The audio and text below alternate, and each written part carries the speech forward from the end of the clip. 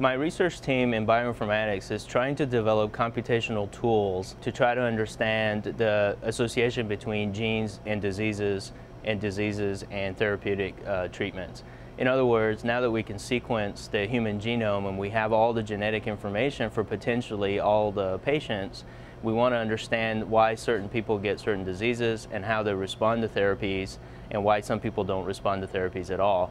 In order to do this, my team is developing tools to associate genetic variation to the diseases and these responsiveness. And so in collaboration with a number of universities and with a company here in Memphis, we're developing tools to be able to interrogate genes in a very rapid way in cohorts of patients.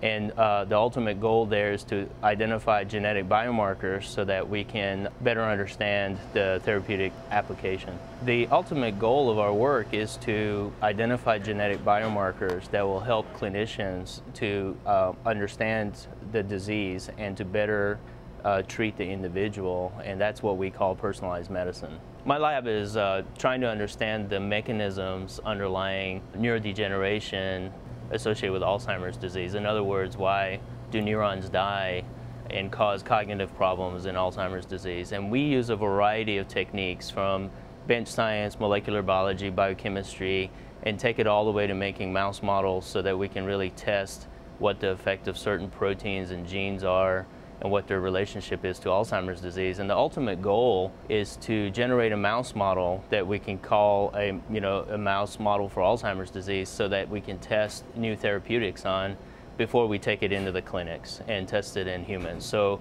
really my lab is trying to understand basic mechanisms, gain insights into potential therapeutic targets, carrying them into a mouse model, and being able to test those hypotheses in humans at a later date. For example, about 8 years ago, we started to investigate the molecules that might be involved in Alzheimer's disease, and we started with a well-known gene that's associated with Alzheimer's disease, and then asked what types of proteins interact with that gene product.